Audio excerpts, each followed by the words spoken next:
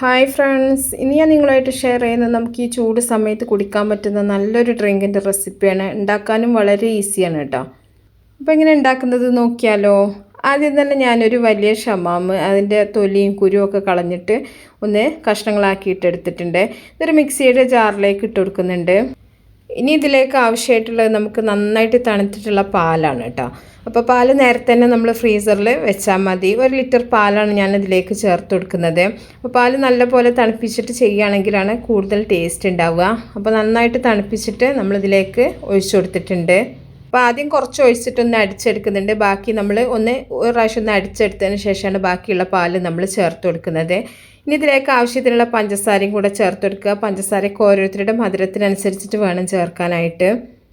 പഞ്ചസാരയും കൂടെ ചേർത്തിട്ട് നല്ല പോലെ ഒന്ന് അടിച്ചെടുക്കുന്നുണ്ട്. ഇത് നമുക്ക് ഒരു ബൗളിലേക്ക് ഒഴിച്ചു കൊടുക്കാം. ഈ ഷമാമ് ജ്യൂസ് അടിക്കുമ്പോൾ എപ്പോഴും ശ്രദ്ധിക്കണം കേട്ടോ. നമ്മൾ കുടിക്കാൻ സമയത്ത് മാത്രമേ അടിക്കാൻ പാടുള്ളൂ, ഇല്ലെങ്കിൽ ഒരു കയ്പ്പ് ടേസ്റ്റ് ആവും ഉണ്ടാവുക. ഇതിലേക്ക് ഒരു 2 മാങ്ങ തൊലിയൊക്കെ കളഞ്ഞിട്ട് നമ്മൾ ചെറിയ കഷ്ണങ്ങളാക്കി എടുത്തിട്ടുള്ളതാണ്. അത് ഇതിലേക്ക് മിക്സ് ചെയ്ത് കൊടുക്കുന്നുണ്ട്. മാങ്ങയൊക്കെ നിങ്ങൾക്ക് ഇഷ്ടത്തിനനുസരിച്ചിട്ട് ചേർത്ത് കൊടുക്കുക. അത് ഇങ്ങനെ കടിക്കുമ്പോൾ നല്ല ടേസ്റ്റാണ്. മാങ്ങയും ഷമാമും നല്ലൊരു കോമ്പിനേഷനാണ് കേട്ടോ. ഇനി ഇതിലേക്ക് നമ്മൾ കസ്കസ് ഒന്ന് കുതിർത്ത് വെച്ചിട്ടുള്ള കസ്കസാണ് ചേർത്ത് കൊടുത്തിട്ടുള്ളത്. എന്നിട്ട് നല്ലപോലെ ഒന്ന് മിക്സ് ചെയ്തെടുക്കുന്നുണ്ട്. ഇത്രയേ ഉള്ളൂ.